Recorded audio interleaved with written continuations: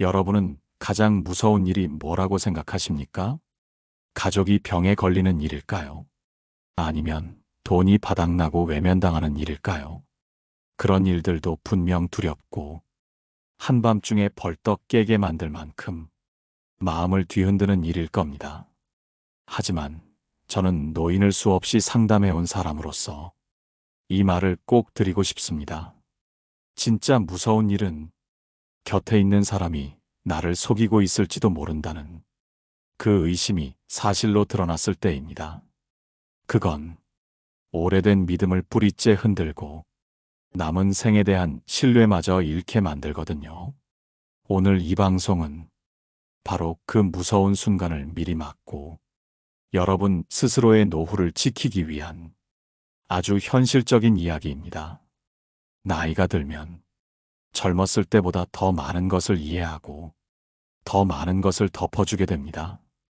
자식이 실수해도, 배우자가 조금 변해도 그저 그럴 수도 있지, 그럴 나이가 됐지 하고 스스로를 타이르죠. 하지만 문제는 그 변함이 정상적인 흐름이 아니라 어딘가를 감추기 위한 행동이라면 더는 묵과해서는 안 되는 신호일 수 있다는 점입니다. 오늘 말씀드릴 세 가지는 평생을 함께 살아온 배우자라도 이 세 가지를 보이면 그 마음 속에 어떤 비밀이 있을 수 있다는 것을 의심해 봐야 한다는 경고입니다. 누군가는 말할지도 모릅니다.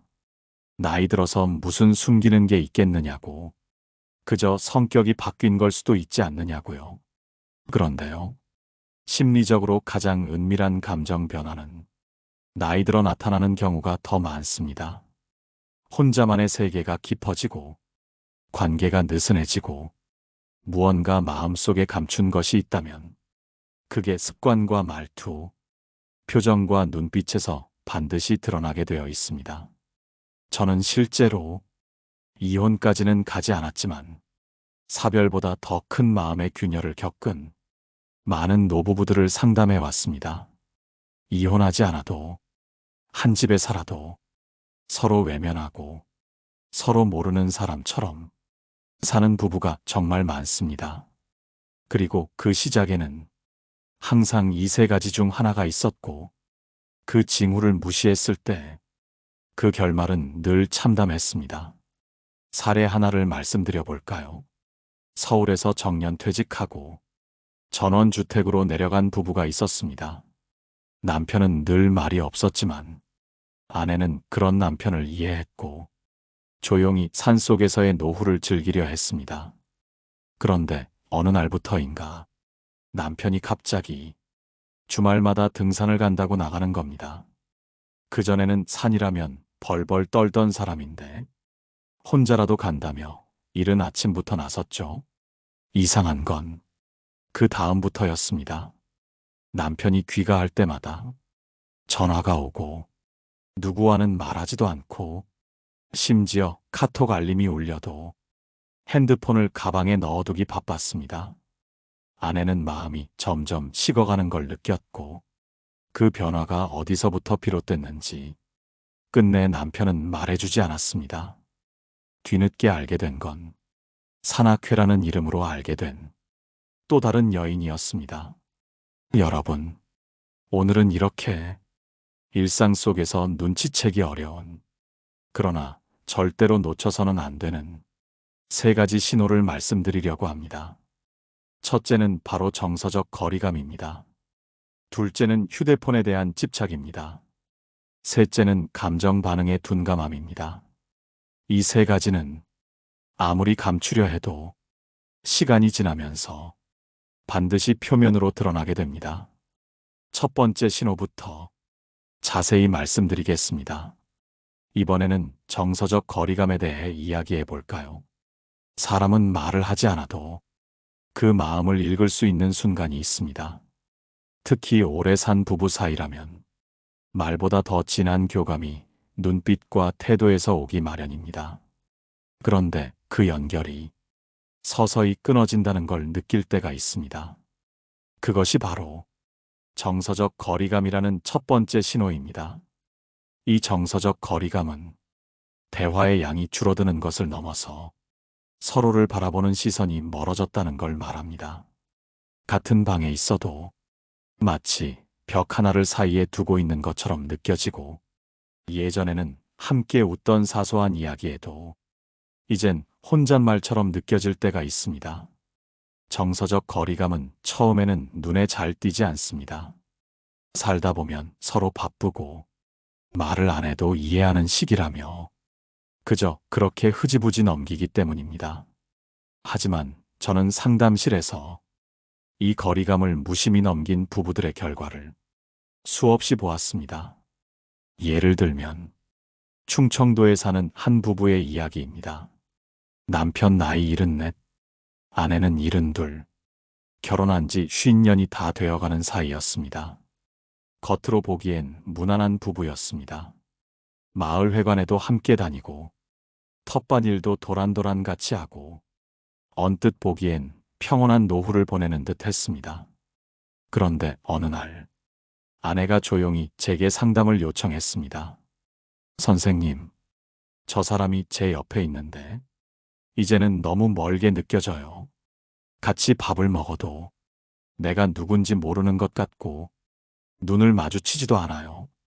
말은 여전히 적고 잠들기 전에 대화도 없습니다. 예전엔 적어도 눈빛으로라도 따뜻함이 있었는데 지금은 벽만 느껴져요. 이 부부는 다투지도 않았습니다. 크게 소리를 낸 적도, 의심을 드러낸 적도 없었습니다.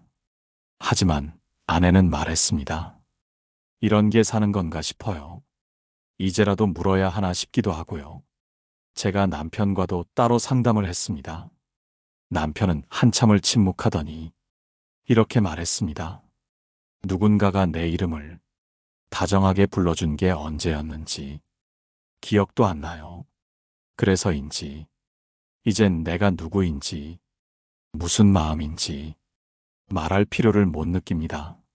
여러분, 정서적 거리감은 말을 하지 않는 것보다 더 위험한 건 말할 마음이 사라지는 것입니다. 그 순간부터는 그 사람은 자신만의 세계를 만들고 그 속에서 새로운 위로를 찾기 시작합니다. 때로는 그것이 누군가 다른 사람에게 향한 마음으로 이어지기도 하고, 때로는 감춰진 삶을 살아가는 방향으로 흘러갑니다. 이 첫 번째 신호를 무시하면 뒤늦은 후회만 남습니다. 정서적 거리감을 느낄 땐 즉시 마음을 열고 대화를 시도해야 합니다. 사소한 것부터 시작해서 상대가 좋아하는 일, 추억이 묻어있는 장소, 다시 함께 나누고 싶은 이야기, 그런 것들을 꺼내보아야 합니다. 예를 들어, 예전에 당신이 좋아했던 국밥집, 기억나지 않아? 당신이 웃을 때 내 마음이 제일 편안했어. 이런 말 한마디가 얼어붙은 마음을 녹이기도 합니다. 누군가는 이럴 수 있습니다. 나이가 몇인데 지금 와서 애틋한 말을 하느냐고요. 하지만 그렇기에 더 해야 합니다. 세월이 지나도 사람 마음은 늘 다정한 말 한마디에 무너지기도 하고 살아나기도 하니까요. 정서적 거리감이 시작되면 그건 마음이 다른 방향을 향하기 시작했다는 조용한 경고입니다. 그 경고를 모른 척하지 마십시오. 이번에는 두 번째 신호, 바로 휴대폰에 대한 변화에 대해 이야기해 드리겠습니다.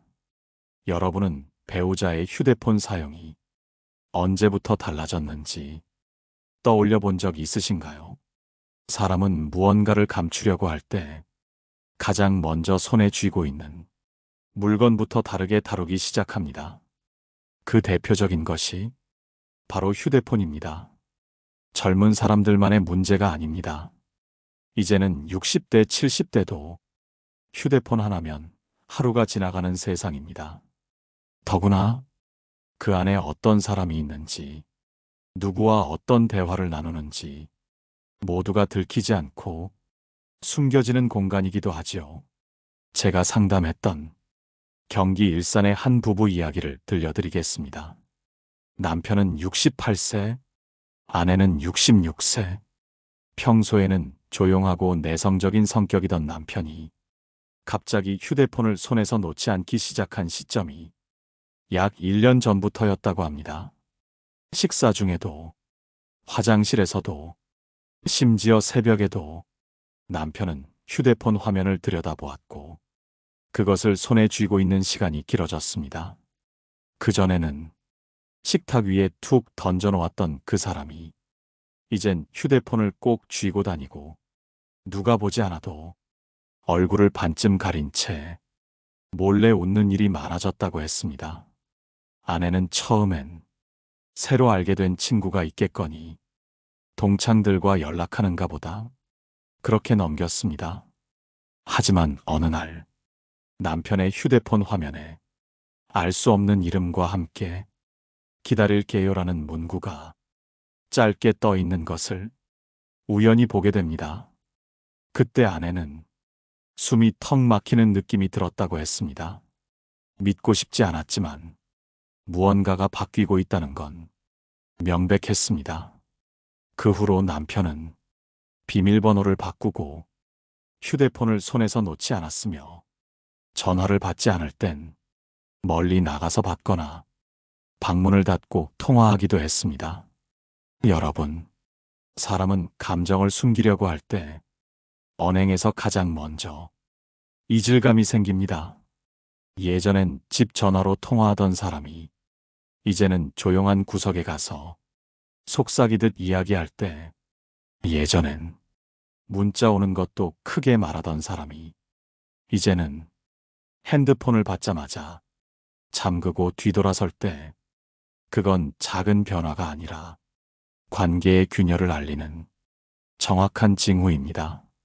물론 오해가 있을 수도 있습니다. 진짜 동창과 연락을 자주 할 수도 있고 취미를 함께하는 친구가 생겼을 수도 있지요. 하지만 문제는 그 변화가 숨기려는 태도와 결합될 때입니다. 변화 자체가 문제가 아니라 그걸 숨기고 질문하면 피하거나 화를 낸다면 그건 마음의 일부가 이미 다른 곳에 가 있다는 뜻입니다. 이럴 때 여러분은 어떻게 하시겠습니까? 많은 분들이 화를 내거나 의심을 드러내며 상대를 몰아붙이곤 합니다. 하지만 제가 수십 명의 실제 사례를 분석해 본 결과 가장 현명한 대응은 직접적인 추궁이 아닌 정중한 질문에서 시작되어야 합니다. 예를 들면, 요즘 휴대폰을 자주 보는데 새로운 일이 있어? 나랑 이야기하는 것보다 더 편한 사람이 생긴 건 아닐까?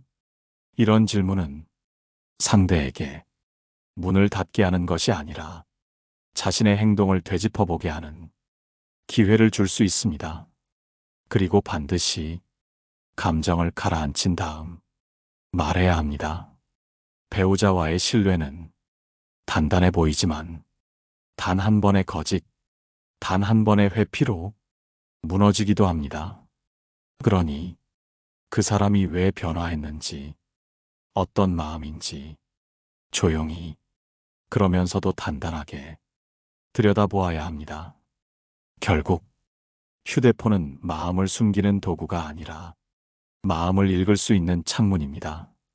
그 창으로 무엇이 보이는지 지금 차분히 바라보십시오. 다음으로 세 번째 신호인 생활 루틴의 미묘한 변화, 그리고 말로 설명되지 않는 행동의 흔들림에 대해 함께 알아보겠습니다. 계속 이어가겠습니다. 준비되셨다면 바로 이어가겠습니다. 사람과 사람 사이의 관계는 말로 이어지는 것 같지만 사실은 감정으로 연결되어 있습니다. 그 감정의 실이 끊어지기 시작하면 아무리 말을 나눠도 마음이 통하지 않습니다. 이제는 마음이 다르구나 하는 느낌은 말이 아니라 행동에서 먼저 옵니다. 한 72세 여성의 이야기입니다. 이분은 자신보다 3살 많은 남편과 결혼 생활을 40년 넘게 이어왔습니다. 두 사람은 늘 정해진 루틴대로 아침은 같이 먹고 저녁은 손잡고 마트에 가고 주말엔 교회에 나가는 그런 삶을 살고 있었습니다. 그런데 어느 날부터 남편이 갑자기 저녁 약속이 잦아졌습니다. 원래 외식을 즐기지 않던 분인데 친구를 만난다며 밥을 안 먹고 나가는 일이 늘었습니다. 더 이상 마트에도 같이 가지 않았고 예전에는 기다리던 드라마 시간에도 혼자 방으로 들어가 버리곤 했습니다. 아내는 처음엔 남편도 나이가 들면서 혼자 있는 시간이 필요한가 보다 라고 생각했지만 문제는 말수가 줄어든 것이었습니다. 같은 공간에 있어도 대화가 없고 물어보면 짧게 대답하고 미소도 사라졌습니다. 이런 변화들은 바로 정서적 단절이 시작되었다는 분명한 징후입니다. 가장 무서운 건 말하지 않는 마음입니다. 그리고 그런 침묵이 쌓이면 사랑보다 먼저 사라지는 건 함께 웃는 순간입니다. 심리학자 칼 로저스는 이런 말을 남겼습니다. 사람은 말로 상처받지 않는다. 말이 없는 사이에서 스스로를 쓸모없다고 느낄 때 가장 깊은 외로움에 빠진다. 여러분, 말이 줄고 시선이 줄고 같이 하는 시간이 줄면 그 사람의 마음이 어디론가 멀어지고 있다는 뜻입니다. 특히 남편이나 아내가 아무 이유 없이 생활 루틴을 바꾸기 시작할 때는 그 안에 반드시 이유가 있습니다. 대부분은 말하지 않지만 그 루틴의 변화 안에는 그 사람이 숨기고 있는 감정이 들어 있습니다. 예전에는 같이 산책하던 사람이 혼자 걷겠다고 하고, 예전에는 함께 밥 먹던 사람이 나 먼저 먹을게라고 말하기 시작하면 그건 단순한 습관의 변화가 아니라 함께 있고 싶지 않다는 감정의 신호일 수 있습니다. 여기서 많은 분들이 혹시 바람 피우는 건 아닐까? 딴 사람이 생겼나? 하고 생각하실 수 있습니다. 하지만 이럴 때 가장 먼저 점검하셔야 할 건 의심이 아니라 지금 내 감정이 어디에 있는가입니다. 나는 그 사람과 함께 있을 때 진심으로 웃고 있었는가? 나는 그 사람의 말에 귀를 기울여 주었는가? 내 말이 아닌 그 사람의 마음을 들어주려 했는가? 정서적 단절은 한순간에 생기지 않습니다. 하지만 그것이 시작되면 어느새 마음의 거리는 손이 닿지 않을 만큼 멀어집니다. 지금 혹시 여러분도 이런 생각을 하고 계시지는 않습니까? 요즘 저 사람 왜 이렇게 달라졌지? 나한테는 예전 같지 않은데? 그냥 나 혼자만의 생각일까? 여러분, 그건 그냥 느낌이 아닙니다. 그건 관계가 보내는 가장 정직한 경고입니다. 이럴 때 해야 할 일은 단 하나입니다. 마음을 묻는 것입니다. 요즘 무슨 일 있어요? 요즘 나랑 함께 있는 게 편해요? 혹시 나 때문에 마음이 불편해졌나요? 이렇게 상대의 눈을 보고 귀를 열고 마음을 여는 질문을 건네야 합니다. 정서적 단절은 말 한마디에서 다시 이어질 수 있습니다. 여러분의 용기 있는 한 문장이 다시 관계를 잇는 첫 실마리가 될 수 있습니다. 이번에는 이렇게 정서적 단절이 생긴 이후 어떤 행동들이 더 깊은 불신으로 이어지는지, 그리고 그것을 어떻게 되돌릴 수 있는지 함께 이야기해 보겠습니다. 그 변화는 사소하게 시작되지만 그 사소함이 쌓여 결국 마음의 문을 닫아버리게 됩니다. 이야기를 하나 드리겠습니다. 경기도 평택에 사는 68세 여성, 성함은 김선희 어르신입니다. 이분은 40대 중반부터 남편과의 대화가 줄어들기 시작했다고 했습니다. 처음에는 직장에서 힘들어서 그런 줄 알았고, 또 나이 들면서 원래 그런가 보다 하고 넘겼답니다.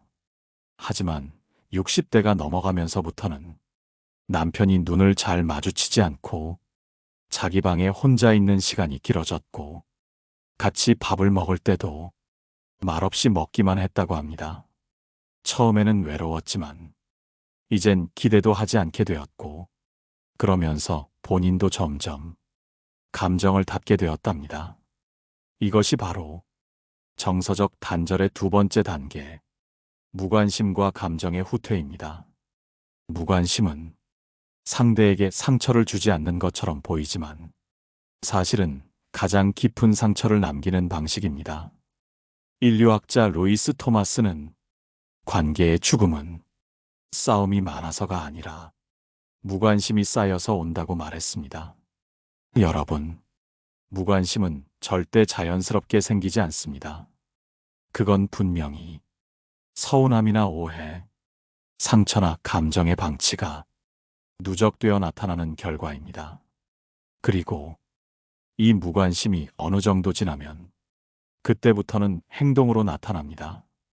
대표적인 행동 세 가지가 있습니다.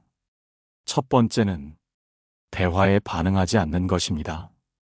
예를 들어, 오늘 뭐 했어요? 밥은 맛있었어요? 뉴스 보셨어요?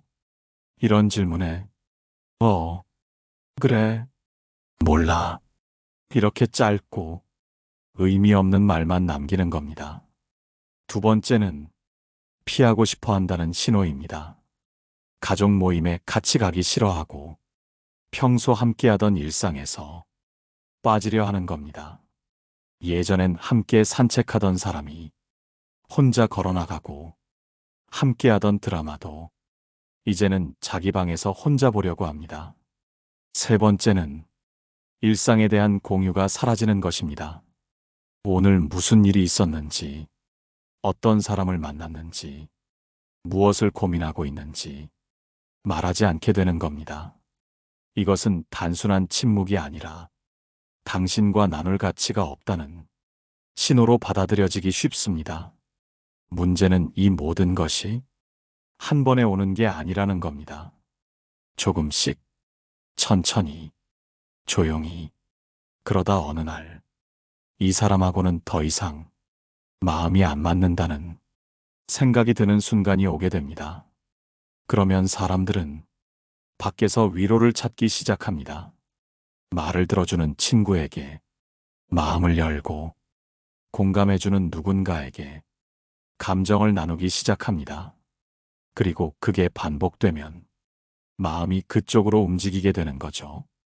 이쯤 되면 사람들이 묻습니다. 이건 불륜일까요? 아직 바람은 아니지만 곧 그렇게 될까요? 저는 그렇게 답합니다. 육체보다 마음이 먼저 떠납니다. 불륜이든 정서적 이탈이든 가장 먼저 움직이는 건 감정이고 가장 먼저 무너지는 건 존중입니다. 그러면 어떻게 해야 할까요? 이미 감정이 멀어진 것 같고 행동이 변했고 무관심이 쌓였다면 어떻게 회복해야 할까요? 그 첫 번째 단서는 상대의 변화가 아니라 나의 반응입니다. 상대가 변했을 때 여러분은 어떤 표정을 짓고 어떤 말을 하고 어떤 행동을 하셨나요?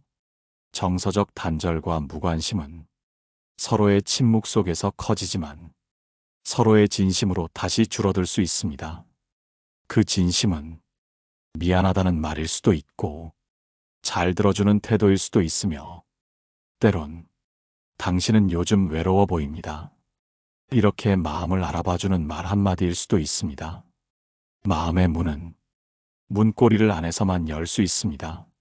하지만 그 앞에서 따뜻하게 기다려주는 사람이 있다면 닫힌 문은 언젠가 열리게 되어 있습니다. 이번에는 정서적으로 멀어진 관계에서 작은 신호를 감지하고 어떻게 소통을 다시 시작할 수 있을지 함께 이어서 나눠보겠습니다.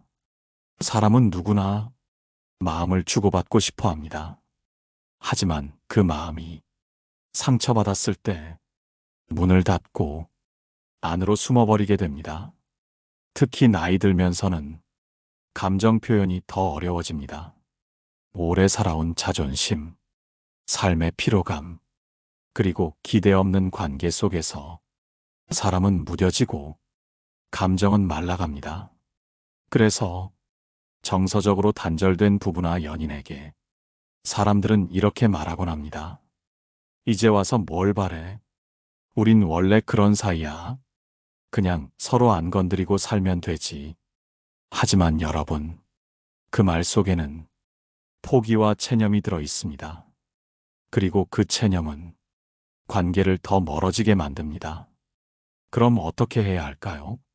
마음이 멀어진 관계, 예전 같지 않은 사이, 표현이 사라진 일상 속에서 우리는 어떻게 다시 서로에게 닿을 수 있을까요? 첫 번째는 상대를 관찰하는 것입니다. 이제는 잘 몰라서가 아니라 잘 안 보려고 해서 모르는 경우가 많습니다. 상대의 눈빛, 목소리, 습관, 좋아하던 것과 싫어하던 것을 다시 천천히 살펴보는 겁니다. 경상북도 경주에 사시는 73세 어르신의 이야기입니다. 남편이 늘 무뚝뚝하고 말도 없이 밥만 먹고 방에 들어가니 답답하고 서운하셨다고 해요. 그런데 어느 날 우연히 남편이 식탁 위에 신문의 건강 코너를 오려서 냉장고에 붙여두신 걸 보셨답니다. 거기엔 고혈압과 관련된 식습관이 적혀 있었고 그 중에는 소금을 줄이라, 식사는 싱겁게 먹으라는 내용이 있었습니다. 그 순간 어르신은 깨달았답니다. 이 사람이 말은 안 해도 자기 건강에 관심이 있구나.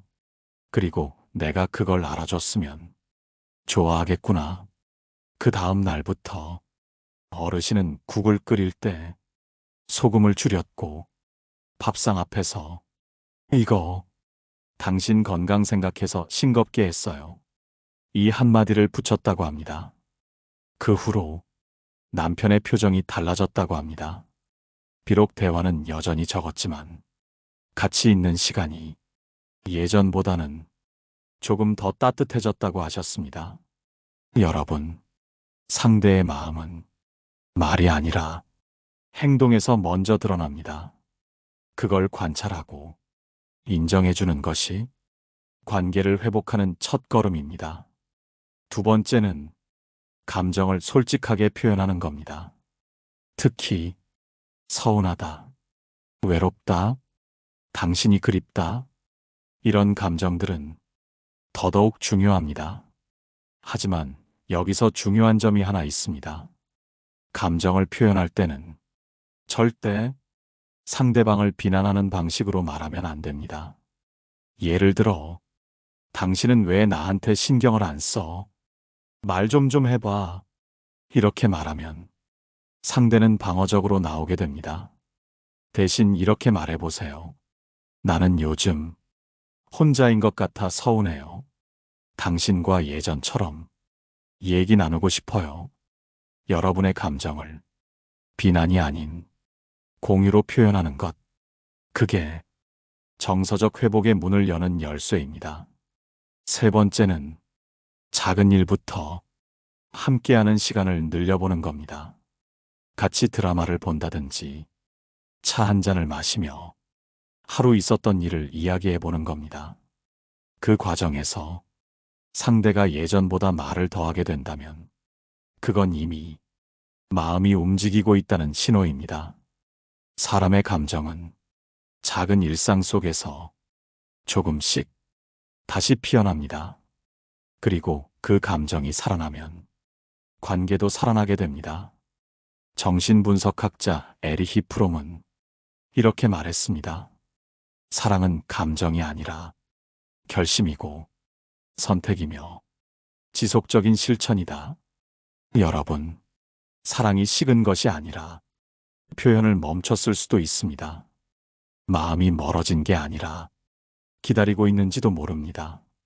지금이라도 상대를 관찰하고 내 감정을 말하고 작은 시간을 함께 나누기 시작하면 그 관계는 언제든 다시 따뜻해질 수 있습니다. 이번에는 정서적 단절로 인한 행동 변화가 외부 관계로 확장될 때 어떤 위험 신호들이 나타나는지, 그리고 그 신호를 감지하는 방법을 함께 나눠보겠습니다. 정서적인 단절은 결국 마음의 거리로 이어지고, 그 거리는 어느 순간 다른 누군가가 들어올 수 있는 공간이 됩니다. 사람은 늘 자신의 이야기를 들어주는 사람에게 마음을 열게 돼 있습니다. 같이 살고 있는 사람과는 말이 줄고 외부 사람과는 말이 많아진다면 그건 분명 작은 균열의 시작일 수 있습니다. 오늘 7파트에서는 그렇게 생긴 균열이 어떻게 현실의 외도로 이어지는지, 그리고 그것을 어떻게 감지하고 지혜롭게 대응해야 하는지를 함께 나누겠습니다. 먼저 정서적 단절 후 나타나는 세 번째 신호는 바로 관심의 방향이 바뀌는 것입니다. 예전에는 같이 있는 시간에 집중하고 가족을 먼저 생각하던 사람이 어느 순간 스스로만의 시간을 무조건적으로 확보하려 하거나 일상 속에서 작은 말투, 표정, 습관마저 바뀌는 경우가 있습니다. 예를 들어 늘 입던 옷이 아닌 평소와 다른 스타일의 옷을 입는다든지, 휴대전화를 손에서 놓지 않고 화장실까지 들고 다닌다든지, 말수가 늘거나 반대로 너무 줄어들 수도 있습니다. 이런 행동은 갑자기 바뀌는 것이 아니라 천천히, 그리고 반복적으로 나타납니다. 부산에 사시는 68세 여성 어르신의 사연이 있습니다. 남편은 평생 무뚝뚝한 분이셨고 일만 알고 살았던 분이셨답니다. 그런데 은퇴하고 난 후 어느 날부터인가 아침마다 머리를 빗고 향수를 뿌리고 운동하러 나간다며 2시간씩 사라지기 시작하셨답니다. 처음엔 그래도 건강 챙기는 건 좋은 거지 생각하셨지만, 문득 어느 날 남편의 손에 선물 포장이 든 것을 보고 의심이 들기 시작하셨습니다. 다그치거나 화를 내기보다는 차분히 말문을 여셨답니다. 여보, 요즘 당신이 나랑 눈을 잘 안 마주치는 것 같아. 혹시 내가 너무 무심했나 싶어서요. 그 말에 남편은 처음엔 당황하며 말을 돌렸지만 며칠 뒤 자신이 마음이 흔들렸다는 것을 고백했다고 합니다. 결국 그 어르신 부부는 서로를 향한 마음이 서운함과 단절 속에 숨어 있었다는 것을 알고 다시 식탁을 함께 차리고 말을 걸고 산책을 함께하며 관계를 회복해가고 있다고 합니다. 여러분, 상대방의 변화가 바로 외도를 의미하는 것은 아닙니다. 하지만 그 변화의 원인을 냉정하게, 그리고 따뜻하게 살펴보는 시선은 관계의 균열을 막아주는 단단한 기둥이 됩니다. 중요한 건 바뀐 말투, 행동, 표정을 탓하기보다는 왜 그런 변화가 왔을까를 먼저 고민해보는 겁니다. 철학자 쇼펜하우어는 이런 말을 남겼습니다. 사람은 누구나 고독 속에서 자신의 결핍을 채우려 한다. 혹시 그 결핍을 다른 사람에게서 채우려고 하고 있는 건 아닌지, 혹은 여러분 자신이 그 결핍을 외면하고 있지는 않은지 돌아보는 시간도 중요합니다. 그리고 이럴 때일수록 대화가 중요합니다. 단절된 마음을 다시 잇는 건 대화밖에 없습니다. 그러기 위해서는 감정을 흘려보내는 게 아니라 표현하고 이야기하고 상대의 말에 진심으로 귀 기울이는 자세가 필요합니다. 여러분, 바람을 피우는 사람은 아무리 감추려 해도 결국 정서적 단절, 행동 변화, 그리고 관심의 방향, 이 세 가지에서 자신을 드러내게 됩니다. 그 징후를 미리 알아채는 지혜, 그 징후에 따뜻하게 대응하는 용기, 그 용기와 지혜가 우리의 노후를 고독이 아닌 동행으로, 불신이 아닌 이해로 이끌 수 있습니다. 오늘 방송을 끝으로 다시 한번 여러분께 말씀드립니다. 이야기를 멈추지 마십시오. 표현을 포기하지 마십시오. 그리고 관계를 지키는 데는 작은 용기 하나면 충분하다는 것을 기억해 주시기 바랍니다.